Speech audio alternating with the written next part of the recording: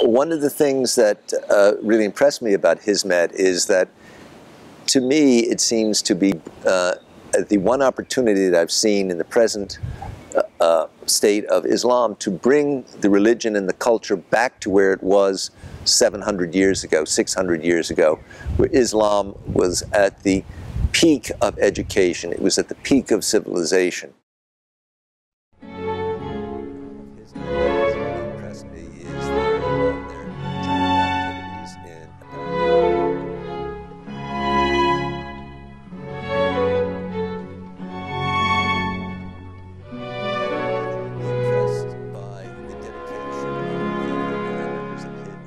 Especially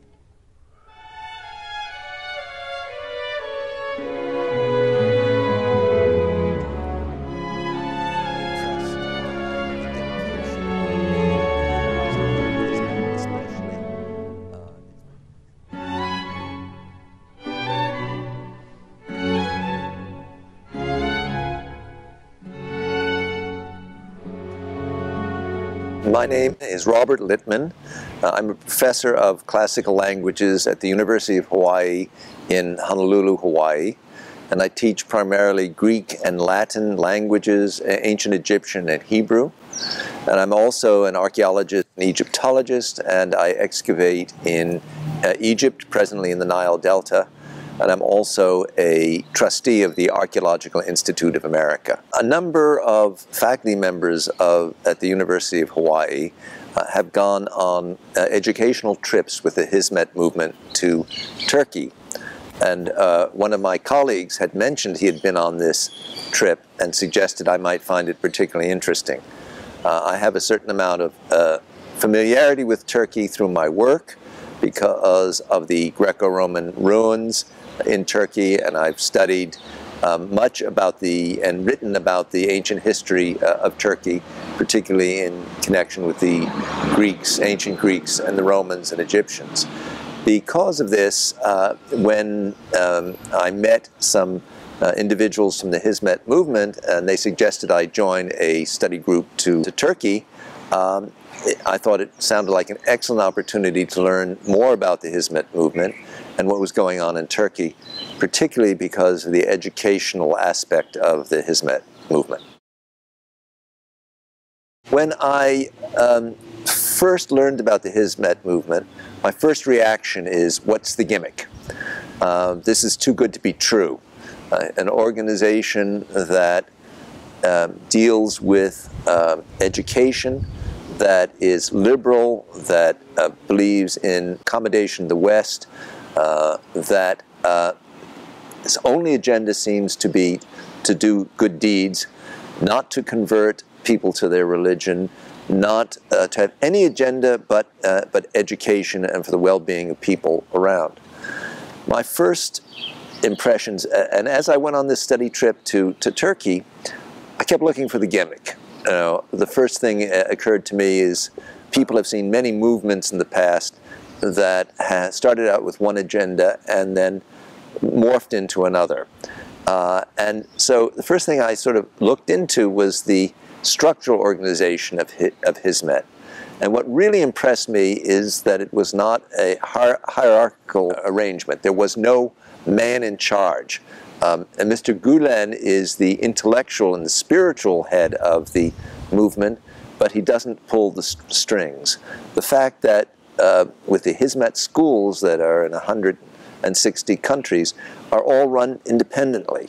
One of the things that really impressed me as I visited a Hizmet school in Turkey, and I met one of the founders of the school, and he did this. He had met Mr. Gulen and who had suggested that he build a school, and he had, and the school was now functioning independently.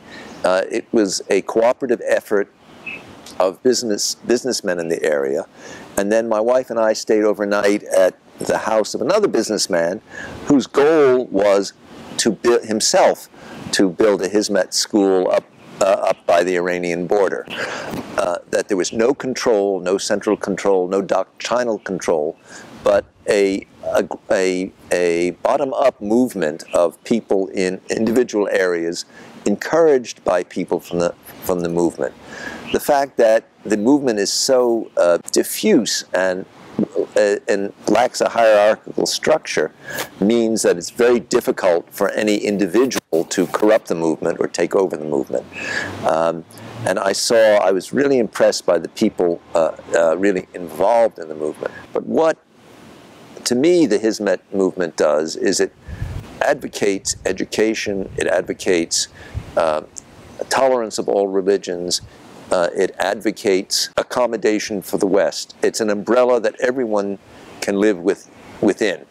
It's an umbrella, and when I met people in the Hizmet movement, I saw people who were extremely religious, extremely strong in their fundamentalism of Islam, and yet also at the same time believed in tolerance of other religions and tolerance of other forms of Islam.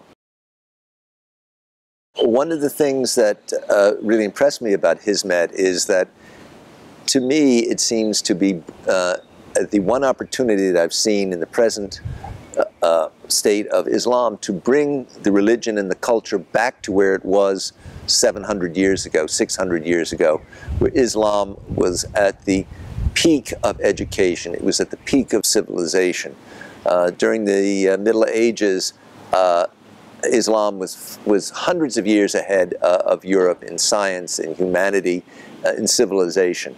The West has moved onward through the Renaissance and through the Industrial Revolution to modernize and develop, and Islam, in many ways, has been left behind. So to me, the Hizmet movement is a potential salvation for Islam in the world today. I'm extremely impressed by the dedication of the members of Hizmet, especially.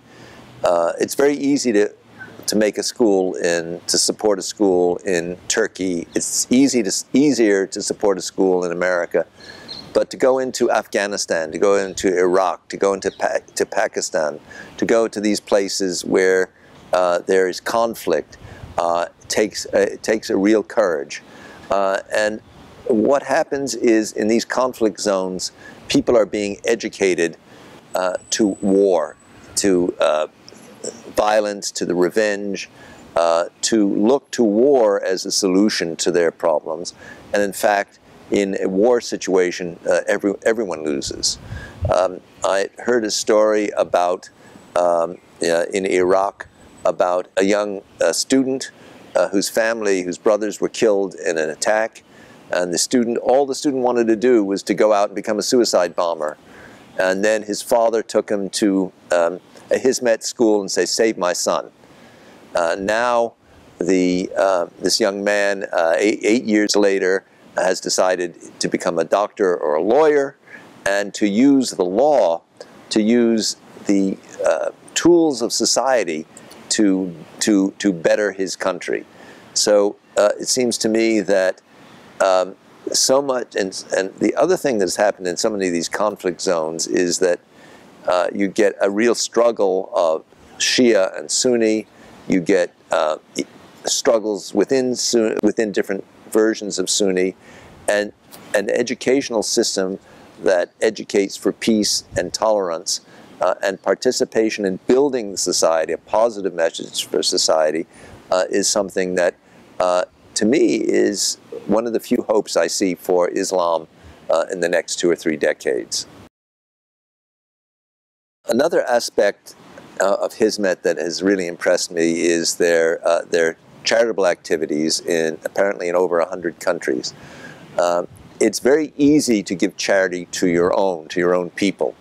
It's quite another matter to give charity to people of a different religion, of a different culture. And Hizmet's values are such that they are ecumenical in their distribution of aid and in their participation of aid. What has struck me the most in dealing with people in Hizmet is actually the people involved in the movement. They're people without anger, without hostility, who have developed a mission in life to better the world, to heal the world, to leave the world a better place. And I have been really tremendously impressed by the movement, both in their charitable endeavors and also in the behavior and the ethics of the people involved in the movement. The founder of the movement, Mr. Gulen, is quite an extraordinary man from everything that I've been told. And I would really love to meet him sometime if he survives long enough and I'm in an area where he is, to meet him. A person who founded a school told me that he was a successful businessman. He went and met Mr. Gulen, and Mr. Gulen said, well, what are you looking for in life? What are your goals in life? And he advised this man to build a school. And through the charity of building the school, this gentleman, having met Mr. Gulen, changed his whole life around. He changed from a businessman who was only acquiring goods and money and affluence for himself to give back to his community. And it changed his ethics. It brought success. It brought love into his life. It brought the love that he gave his community and that his community gave to him. Frankly, Mr. Gulen should win the Nobel Peace Prize, I think. One of the things that impressed me about the Hizmet movement is that it's essentially an apolitical movement. Mr. Gulen's, part of Mr. Gulen's philosophy is not to become a political party, not to become involved in politics. The movement wants to advocate, however, freedom of speech, toleration, accommodation with the West, the rights of women. Right now, the movement is under enormous pressure from Mr. Erdogan, and what I would say to people in the movement is that continue to be brave, continue to follow the precepts of Mr. Gulen, of peaceful solutions, of accommodation to the West, of toleration of all religions, and keep your message out there and keep building the schools.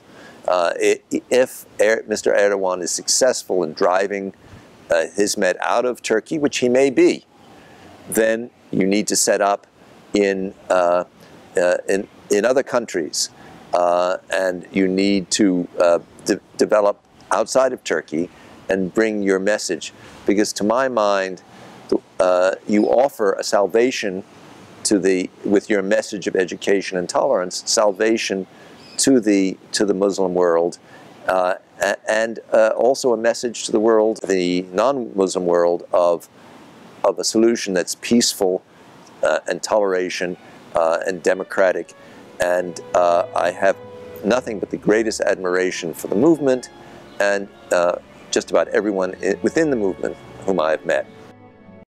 It's hard to find fault with Hizmet's approach to charity. Hizmet doesn't ask, what religion are you? Hizmet does not ask, what are you friendly to our ideas of politics, of civil rights? Hizmet looks at troubled spots, and Hizmet provides. I find people who are faithful, they're serious about their beliefs, their religious beliefs, they're practicing Muslims, and they are finding within the Muslim teaching and the Muslim tradition resources for dialogue and toleration and peace. And I think that's incredibly profound. And I think that's the biggest contribution of the Hizmet movement and Mr. Gulen and his influences in the world.